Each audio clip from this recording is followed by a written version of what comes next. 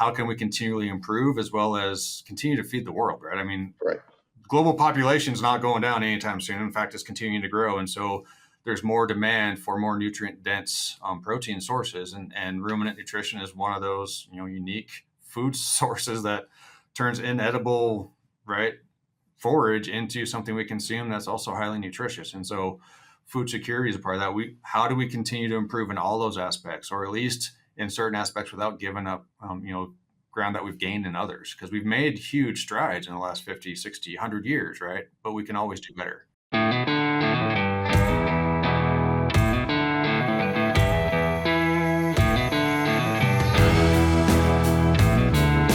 Welcome to the Beef Podcast Show. I'm Travis Molyneux, and today I have Dr. John Ritten from Colorado State. Welcome to the show. Thanks for having me. So you are a ag economist, or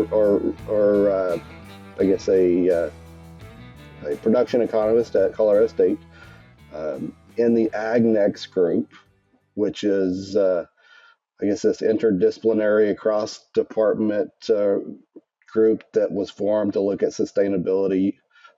Go into detail for the audience. Exactly what do you do for Colorado State, and what is AgNext? Yeah, absolutely. So I, as you said, I'm an agricultural economist by training. Focus primarily on livestock systems. So that does include obviously crop production as feed resources, as well as natural resource management. And so AgNext is a relatively new group here at CSU. Started up during the pandemic, but I've been here just over 2 years, and I'm like the third or fourth longest tenured member of the team. So again, still kind of in the startup phase, but our focus really is to find sustainable solutions for animal agriculture. And so we are very outward looking. We do a lot of work with industry partners, whether that's commodity groups, whether that's cow-calf operations, feedlots, dairies, as well as NGOs who do a lot of collaborative work kind of across the industry. And I would say that beyond just cross-departmental, we're actually cross-college as well, which is kind of a unique center on campus. So currently we have College of Ag Sciences as well as College of Vet and Biomedical.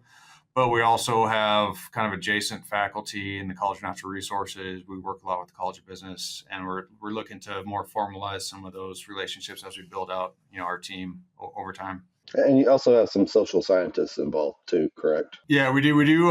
Again, not directly on the team, but we do have some adjacent partners in social science. But that's actually an area we're probably going to try to build out direct hires in our team specifically, is because you can't really have any sort of impact on the industry if you don't understand the motivations of people and how and why they do what they do.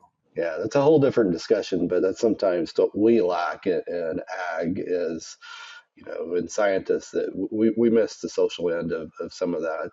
And I think that's a big part of the conversation today is sustainability. Mm-hmm. So let's kick us off, since Colorado State's really heavy into sustainability with AgNext and really building a great program there.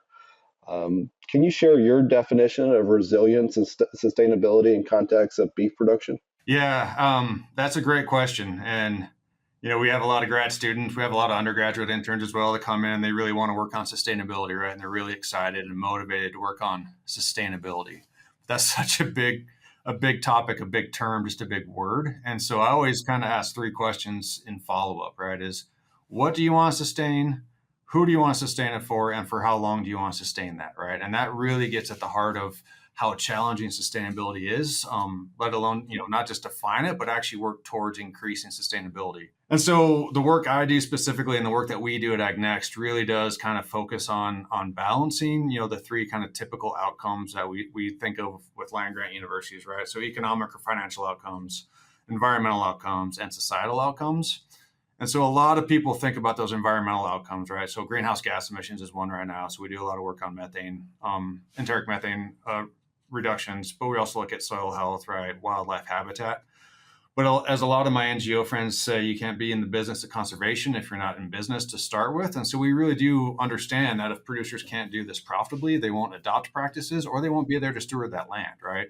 And then as we alluded to, the social science side of things is imperative too. And so we also need to balance those social outcomes. It's not just, a lot of times my discipline looks at, kind of, input output models. What are the economic drivers, the tax base that we generate for a county or a state, but it's also those, kind of social cohesion. Do we have enough economic activity to keep, the parts store open? Do we have a bank, right? Do we have enough kids in the community to keep the school open? And, I've got a daughter that plays softball right now. Do we have a softball coach, right? My son plays soccer. Do we have people to help kind of volunteer in those regards? But even beyond that, a lot of like my social science friends will look at, the individual well-being too, right? We don't talk about it a lot, but mental health challenges in agriculture have really high suicide rates. And so how do people actually feel? The ranchers themselves, but as well as the people that work in the feed yards, the people that work in the packing houses, all the way through retail. And what are those impacts on the people in the business? And so when we talk about sustainability, again, it's all of those things and understanding the trade-offs, not just across those three pillars, but oftentimes within those three pillars as well, right? And really trying to find a balance. But that's where I think as an industry, a lot of the resilience lies, is that we have so much diversity, right, across operations, over 600,000 ranches, for example, right? And they all do things a little bit differently and for different reasons. And so there's challenges with that when it comes to coordination across the industry, but there's also a huge benefit because we do have a little bit of diversification of those risks and people managing four different things at different times. And I think that's one of the big strengths of beef as related to the other, animal proteins, is that we do have this diversification. We have people doing a lot of different things in a lot of different ways. We're not as apt to be, kind of in a hole if something bad happens. We have some resilience built in just through the diversity of our operators. So oftentimes when we think of it, sustainability, sometimes it's a bad word, right? And so early on, sustainability was kind of a curse word in the industry of, well, we are sustainable, right? We've been here hundreds of years, etc. But also you look at it from, why should we sustain when we should improve? Mm-hmm. And so that gets into some context of how misleading sometimes the word sustainability can be. That part of your goal is not just to sustain where we're at, it's actually to improve the entire system of those three pillars. Yeah, absolutely. Sustainability isn't a goal, right? It's an aspiration. And so we can always improve in at least one of those pillars, if not, some sub kind of indicators of those. So again, if what's happening to soil health, as well as, enteric methane emissions. So looking at carbon sequestration versus enteric methane based on, forage consumption of those mother cows out on the range, right? And so how can we continually improve as well as continue to feed the world, right? I mean, right. Global population is not going down anytime soon. In fact, it's continuing to grow. And so there's more demand for more nutrient dense protein sources, and ruminant nutrition is one of those, unique food sources that turns inedible, right, forage into something we consume that's also highly nutritious. And so food security is a part of that. How do we continue to improve in all those aspects, or at least in certain aspects, without giving up, ground that we've gained in others? Because we've made huge strides in the last 50, 60, 100 years, right? But we can always do better. Yeah, and that's an important part. So the other thing is sometimes maybe not people in agriculture focus on this, but the rest of society sometimes focus on sustainability as methane, environmental, right? Instead of the economics of the producers, but also the viability of the communities. Mm-hmm. And farmers and ranchers play a big viability of our rural communities that sometimes, even us as scientists, we don't take into account of how we do our studies, what we're looking at, etc. Yeah, I mean, there's a lot going on there, right? So again, I think greenhouse gases and specifically methane right now is kind of, the term of the day, but we focus on a lot more than just that, even on the environmental side. But we do also need to understand, I don't think we do a good job of telling our story, right? That livestock can be ecosystem engineers, right? We can actually manipulate the environment with more precision than wildlife can, right? Because we have some control over them. And so, but that comes at a cost, right? And so again, one of the studies we've been a part of out here in Northeast Colorado is looking at, we call it the Birds versus Beef Project. It's actually a USDA ARS project, collaborative adaptive rangeland management, looking at different outcomes, whether it's forage quality over time, soil health is one of them, but wildlife habitat. So do we provide better bird habitat through altered livestock management? And in one case, we can say yes, but we give up about 12% of beef production on a per acre, basis. And so if we scale that right across the industry, we've actually increased the price of food, which is kind of negative social outcome.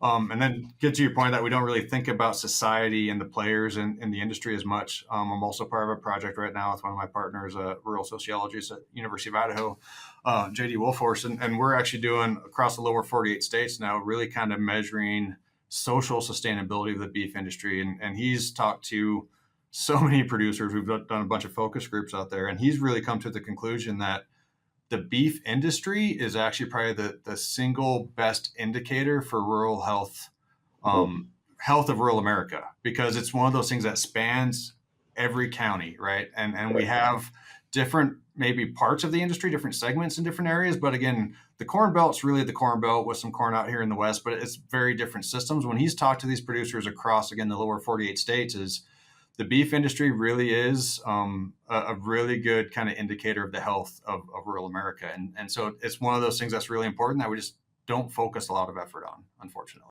That's really interesting. I've never thought about it that way, but it's, seems like it would hold true that, beef production across the United States is a massive deal. And, no matter if you're in New York, Florida, to California, Washington, beef production covers them all. Yep. So I think that's a really cool finding. In fact, that the beef industry needs to champion of, we're a major part of the viability communities, rural communities across the United States. Mm-hmm. So on that topic of the social aspect, and so, a lot of things get pushed by policymakers, et cetera. So what role do you see consumers, policymakers, and producers playing a role in shaping the future of sustainable beef production? That's a lot to think about, but it's happening in real time in front of us, right? And so we talked about, methane emissions and greenhouse gases in general, and that's really consumer, demand doing a lot of that. And a lot of our industry goes all the way from, cow calf operations, seed stock producers, all the way through retail and restaurants, all the way to disposal of food waste, right? And so a lot of our industry partners in that retail space have made some sort of net zero pledge, some sort of climate pledge, right? And so the majority of their emissions are scope 3, right? Outside of their control. It's either up or downstream in the supply chain or value chain from them. And so they've kind of made some promises on the behalf of producers, and now we need to figure out how to actually enact those. But again, they've made those pledges to really in response to consumer demand. So consumers do have power in the way that this industry is going to be shaped in the coming years.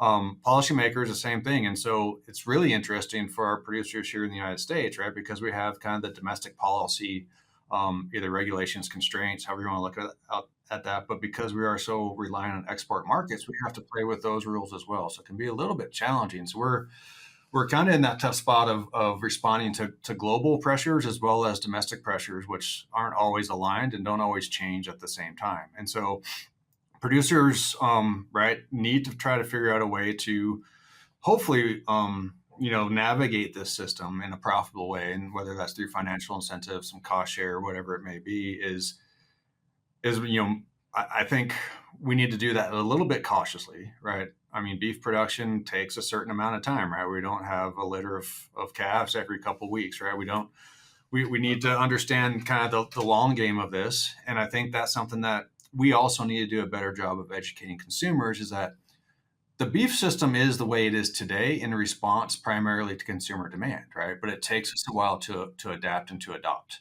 And so as we see changing preferences from our consumers, whether again that's the domestic market or the global market, and including growing population and wealth in Southeast Asia, it's going to take us a little while to respond to those changing preferences. And so, I mean, we've done a phenomenal job in creating a lot of really good high quality beef under the current production systems. And if we need to change that in response to either policy or consumers, it's going to take a little while. We'll get there. I have faith in the industry, but it's going to take us a little while to figure out what works at scale. And that's one of the things we try to do at Ag Next is we try to fail fast so producers don't.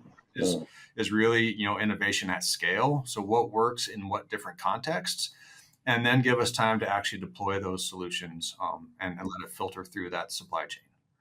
With, again, not everyone has to adopt all of those practices, right? Well, again, one of the strengths is the diversity of operators and different geographies and climates in this country. And so we have the opportunity to play in a different role in this market, through niche marketing, through the commodity market, and really allow producers to decide, what path makes sense for them, both from, again, their kind of resource base as well as where they want to go. That gives them, again, that kind of job satisfaction, and make sure that they're happy with the direction their operation's moving in.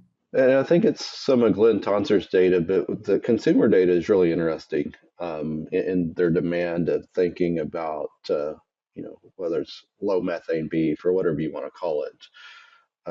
And that's really segmented across the United States differently, correct?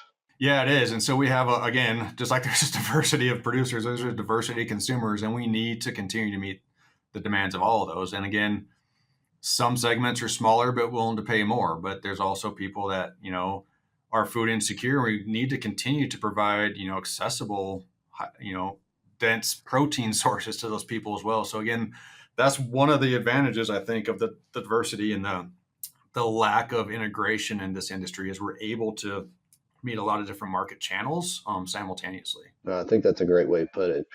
When you think about, the cost of any of these changes, and especially with having such a small cow inventory in the United States today, is if we're driving up production to meet some of these challenges with methane or environmental, then all we're going to do is drive up some more production costs for our producers, which is driving up costs for the consumers. And so are we pricing ourselves out of a lot of markets because of beef is now too expensive, and opening a door for poultry, etc., to get a bigger market share? Yeah, I mean, there's a lot to unpack there. One is, I mean, we've shown that beef demand is strong, right? People enjoy beef, and so it is also expensive, right? And so that is a challenge. And I don't want to ever make that trade off that we're going to lower beef quality, especially the gains we've seen in prime and choice over the last 20 to 50 years, right? Is we are known globally for our quality. And so I would rather continue to sell a high value product than sell a lot of a low value product. We just don't win in that sort of market.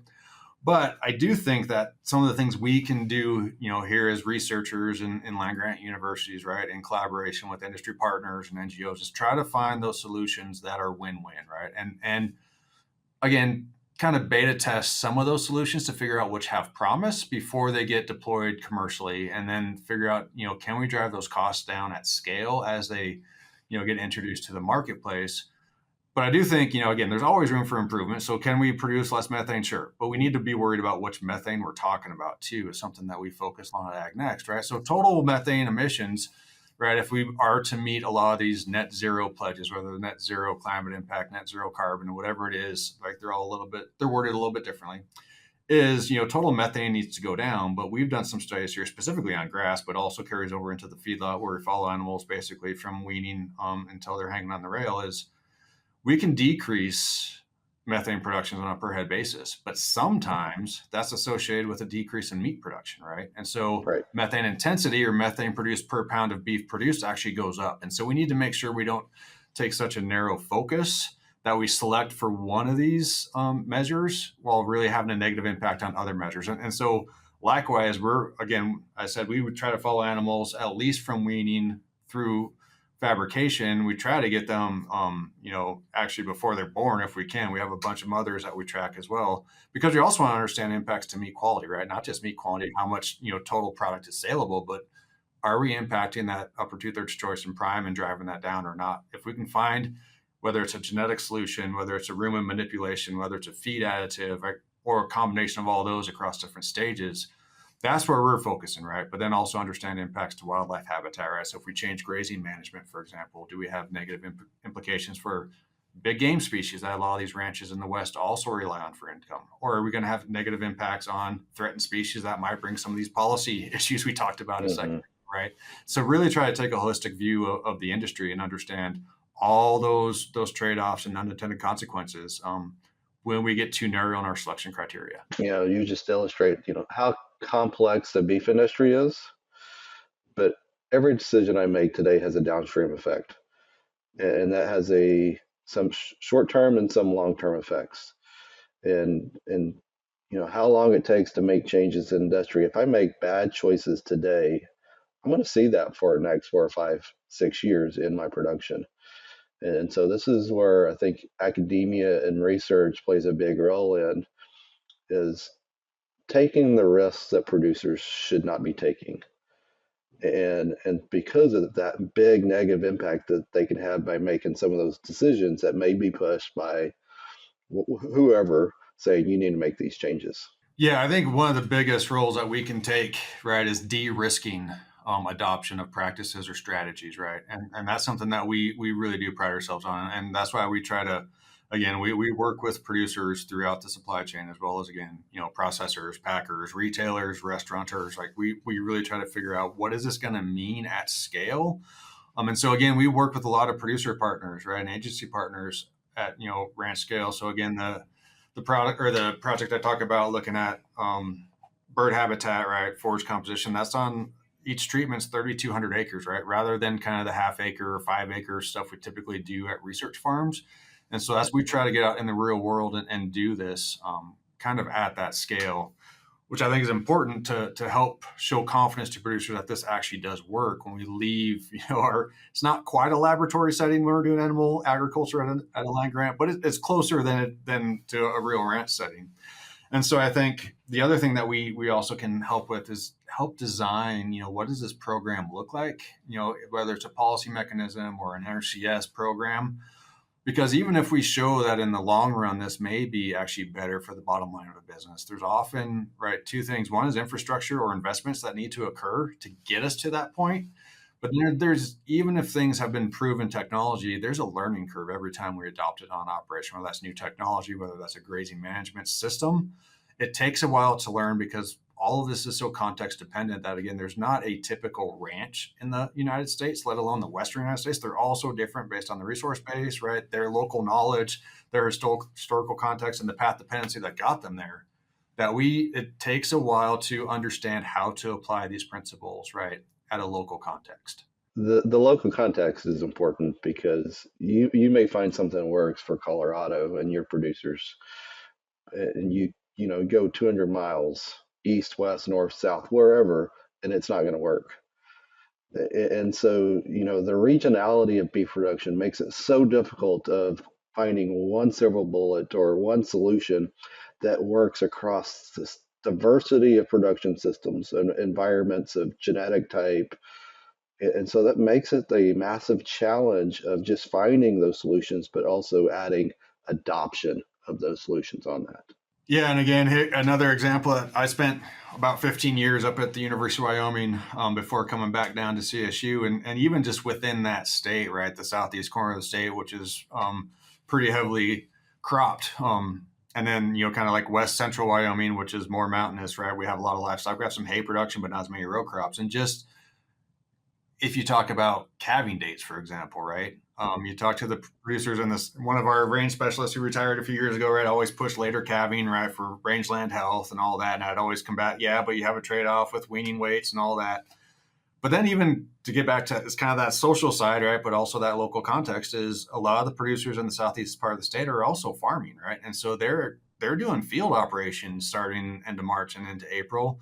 They don't have time to go check calves, right? Specifically their first calf heifers, and they're worried about, calf health and that heifer health.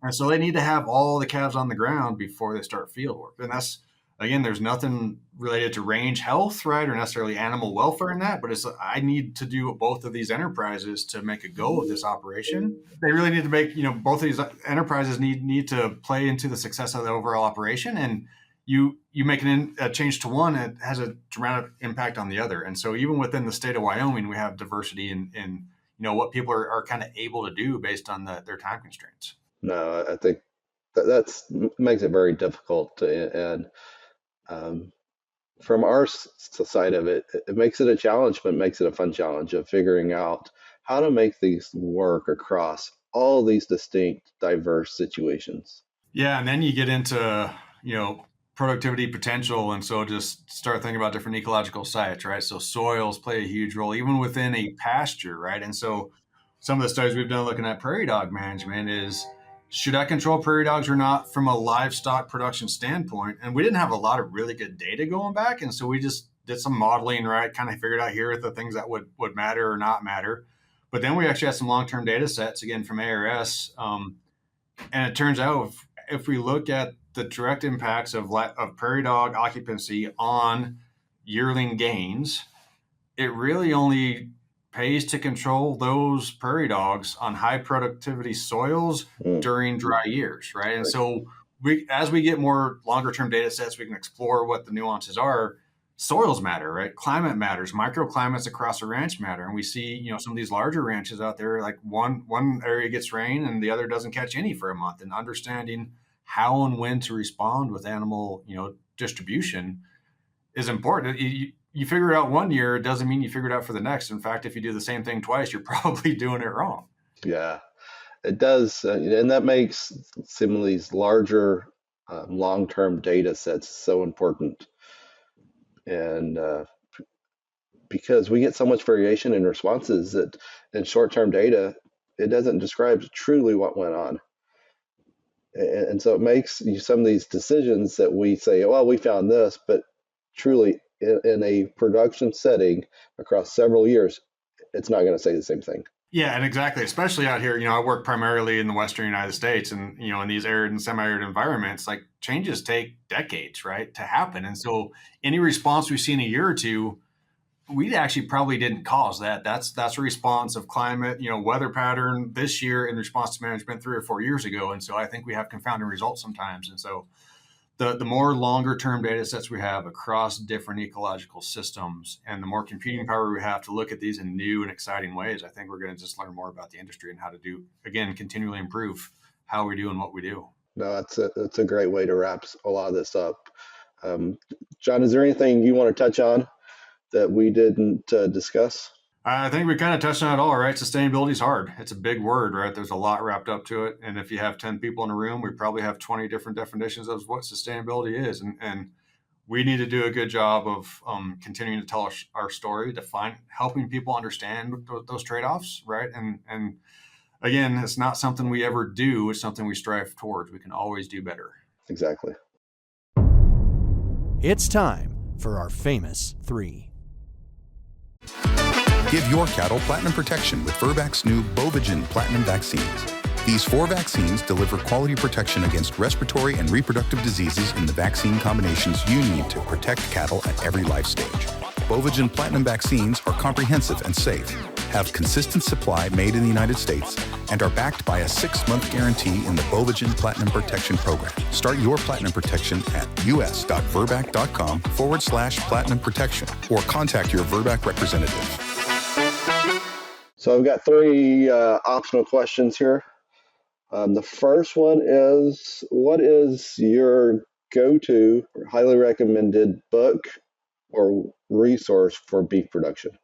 Yeah, that's a great question. I don't know if I have a single one specifically for beef, but when I have, for example, grad students come in and really want to work on this, I send them to the old Thinking in Systems book by Donella Meadows, right? To really understand stocks and flows and leading indicators, lagging indicators, to really get people to think holistically about any system and then challenge them to really try to fit the beef industry into that model. No, that's great. Great. So what is a non-ag book you highly recommend someone reading? Similar vein, one that a lot of our current undergrads and grads are reading is Braiding Sweetgrass by Robin Kimmerer. Again, it's kind of one of those books that really talks about the need to kind of blend, academic knowledge and traditional local knowledge, right? Because they're both valuable, and the combination of those data sets really leads to better outcomes. But again, thinking through systemic impacts of decisions that we make. So lastly, what sets apart a successful beef professional from someone that's not?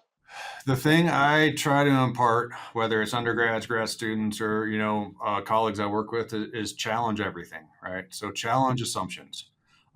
Just because it worked before doesn't mean it's going to work again, and just because we're successful now doesn't mean we're going to continue to be successful. If you're not moving forward, you're moving back. And so find new, exciting ways. Be creative.